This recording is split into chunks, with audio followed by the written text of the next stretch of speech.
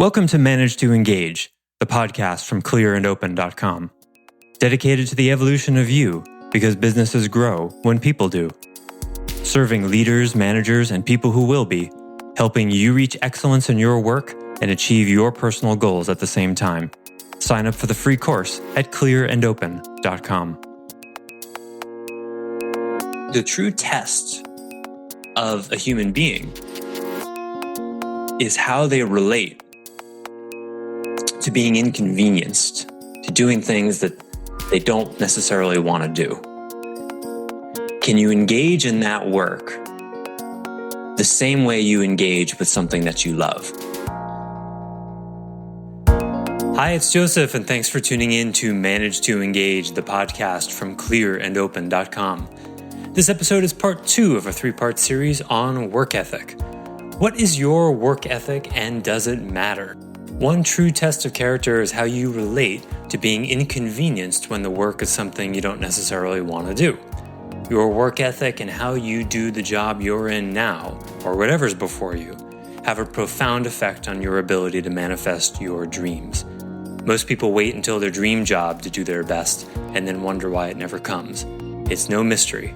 Keep listening to find out more.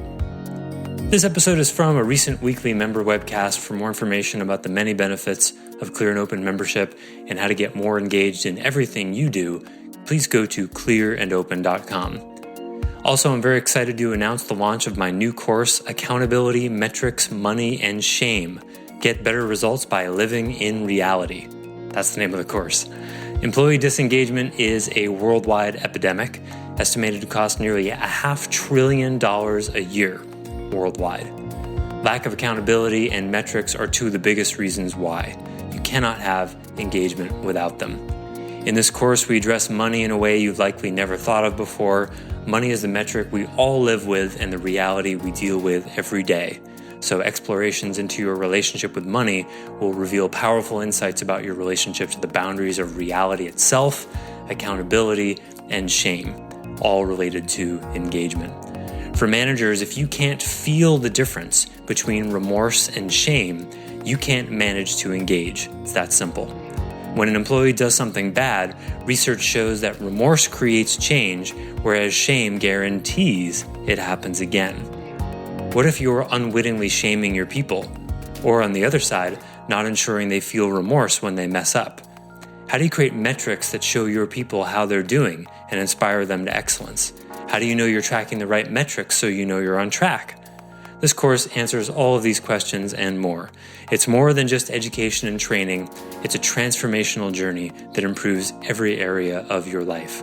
When you complete this course, you'll have a vivid, actionable, and moving vision, along with a dashboard to hold yourself and others, if applicable, accountable to achieving it. And you'll know how to own a task, project, or job like a champion. It all kicks off on April 5th and continues for a total of 11 weeks. Sign up at clearandopen.com/AMMS. That stands for Accountability, Metrics, Money, and Shame. clearandopen.com/AMMS. All right, thanks so much for listening. Let's dive into our episode today.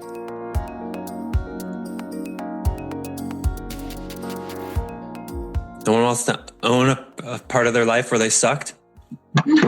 And Tanya's gonna. Tanya. So some of my management experience came from retail previous. But managing a dry cleaner was completely different than what I did there. But I actually started there when I was 16 years old, and my mom had worked there, so she got me the job.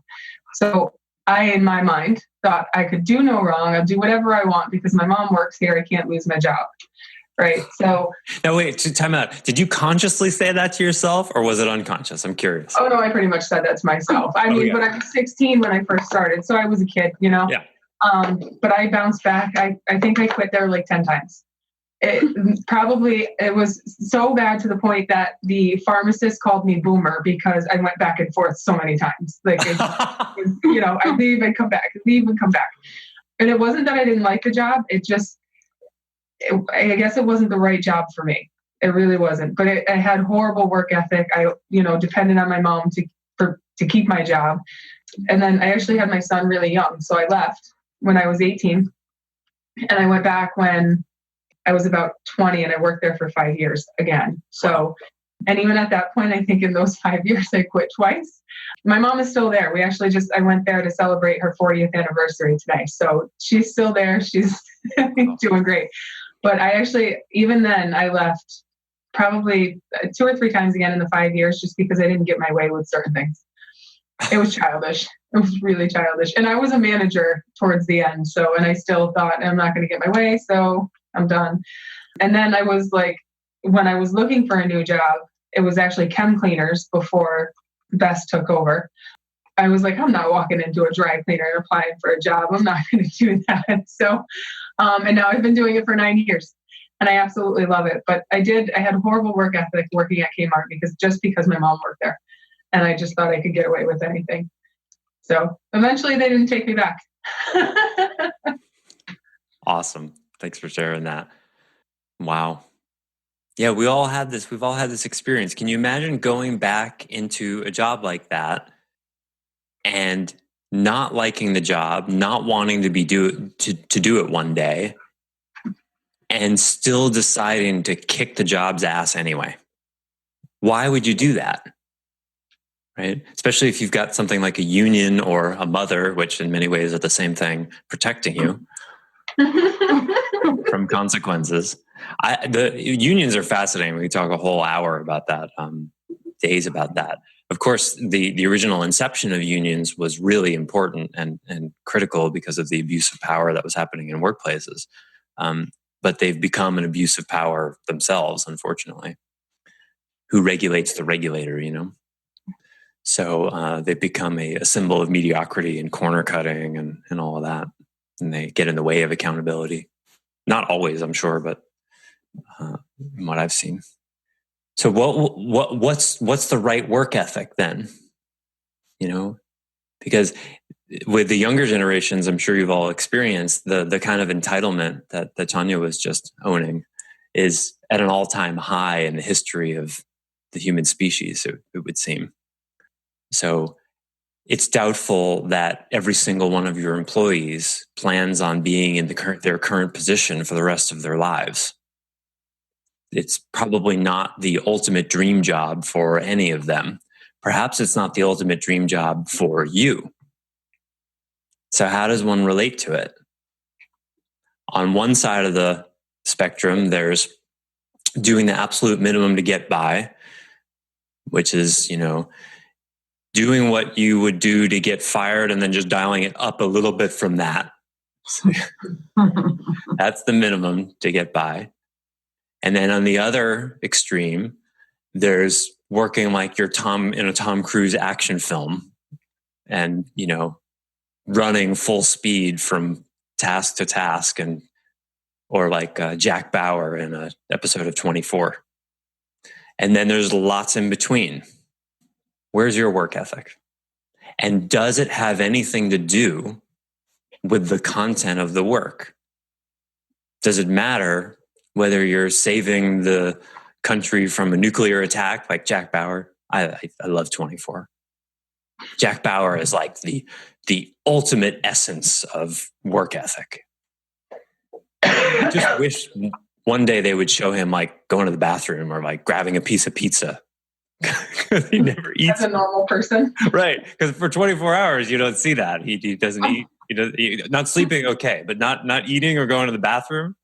I just wish they'd show him like on his cell phone once and he's just like peeing at the side of a building. Add a little realism to it. Like, just hold on one sec. Just like so he could get it started. Okay, go ahead. That would be such a great gag. Or he's like running down the street chasing someone and grabs an apple off a cart as he's going. I don't know why they don't do those kinds of things in movies and TV. So where is your work ethic, and does it matter? See, if I had a kid and they were getting their first job, I would say to them, okay, this is your first job. It's at Kmart or it's at AT&T or at a dry cleaners. I said, do you want to be doing this this job for the rest of your life? And they're going to say no. And if they don't, I'd call them on the lie. It's like, you don't want to be doing the rest of your life. So there's the content of the work that you're doing. And some parts of it you're going to like. Most of it you're probably going to tolerate. This is your first job. Some of it you're going to hate. But the true test of a human being is how they relate to being inconvenienced, to doing things that they don't necessarily want to do. Can you engage in that work the same way you engage with something that you love? Because the problem with practice, as my Aikido teacher used to say, is that you're always doing it. You're always practicing. You're always getting better at however you're being and whatever you're doing. And if you're being lazy or doing the minimum to get by, and you tell yourself it's okay because one day you don't want to work in this job or in this place, or you hate this particular task, then you get better at doing the minimum to get by everywhere else in your life because you're always practicing. And that work ethic follows you from that place to the next, to the next, to the next. If you're not in a job that you really want, then you can start working on your performance in that job that you really do want right now. But the victim employee mentality is, oh, this job I'm in, it's okay. It's not really what I want to be doing. One day I want to have this other job, and then I'll really show up. Employees fire or promote themselves, right? There's this classic sort of archetypal conversation that happens every day in the world where the manager says, I want you to take more responsibility. I want you to work harder. I want you to engage. And the employee says, I want more money. I want a better position. I want a different title. If I get that, then I'll engage more. Then I'll work harder. I have something to say to that. Good. Because so we don't have somebody that details our delivery stuff, and we used to. We moved the detailing to the stores. So now I have all of the CSRs asking me for a raise because we gave them extra work. To us, it's not extra work. It's utilizing their downtime, right? Because they clean so much, they do whatever, but now they have delivery dropping off at the stores, and now it's extra work to them and they want to be paid more. So I've explained several times that we don't see it as extra work. It's utilizing your downtime. If you're going to get a raise, it's going to be based on your overall performance, not because we actually gave you work to do that you didn't have before. So it's like, outside of saying that, I don't really know what else to say to. And it's, of course, the holidays are coming up, so people look for raises around that time as well and asking for more money. And some of them definitely deserve it, but others know themselves that they don't. So, it's just a little frustrating there. It's because it's not extra work. It's work to do while you're sitting there on your phone. So it's one of my frustrations with employees. Yeah, thanks for bringing that. So let's talk about that for a second. The answer is, as is so often the case, addressing context rather than content. So in content, you're saying, well, we're just utilizing your downtime. The context is, what do you think raises are for? What do you actually think earns a raise? Do you think doing more work earns a change to your hourly rate? They're not working by the piece, right? No. Right? Yet that's the thinking. You see? So the technician mentality, the bottom rung employee technician mentality is, the harder I work, the more money I should get. Like as if the business has some kind of unending supply of cash that's just people to do more work. Oh, here, like it's a Santa's bag of toys. But this bottomless amount of like, well, if people just work, then you get more money. They don't understand how a business works and that there's a finite amount of money. Right. Sometimes people have to do more without getting the reward instantly.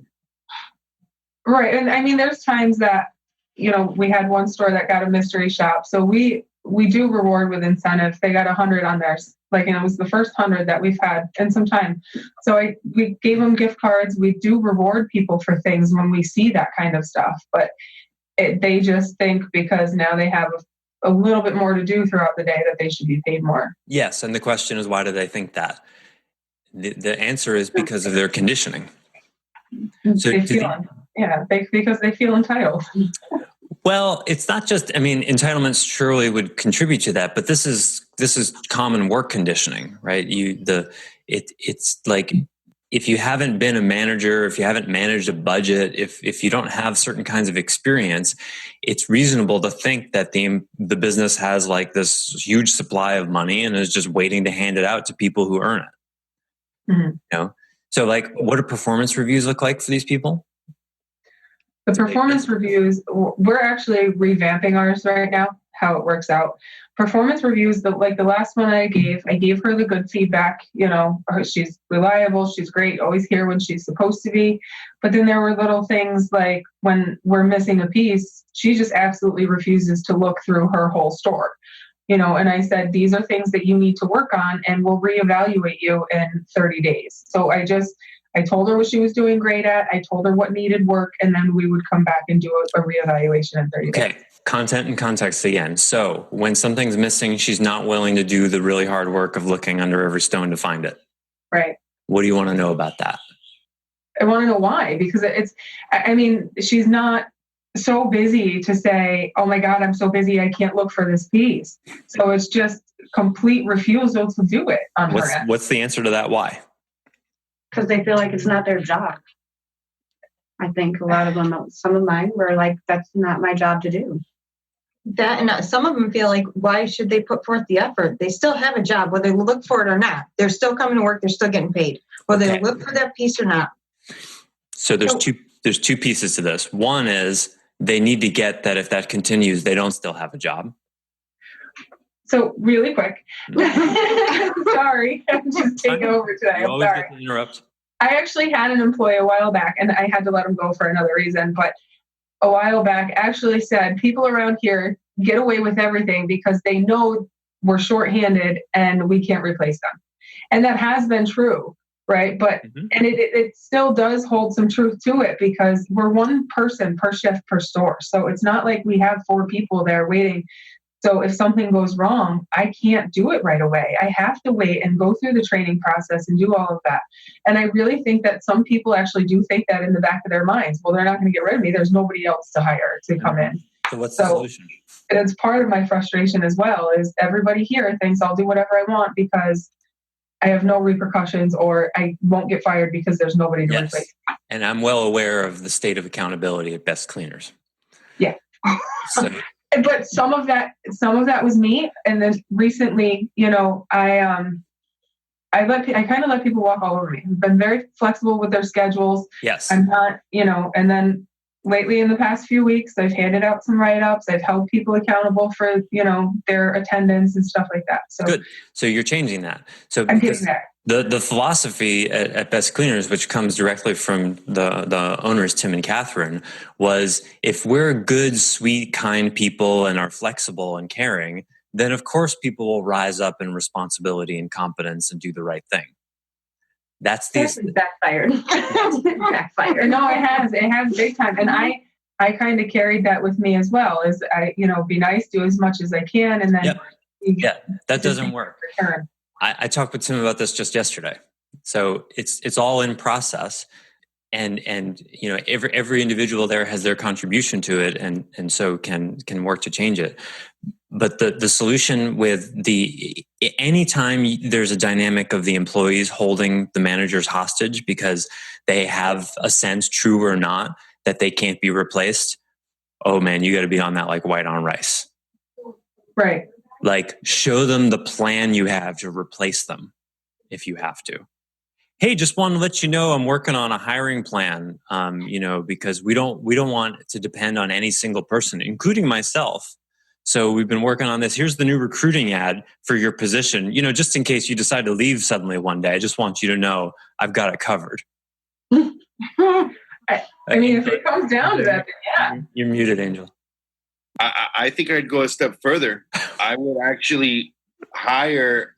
I actually do it right now because I was going through the same situation. I actually have asked the same thing that I'm sure you guys all do. Call your inventory. Tell them to come get their stuff.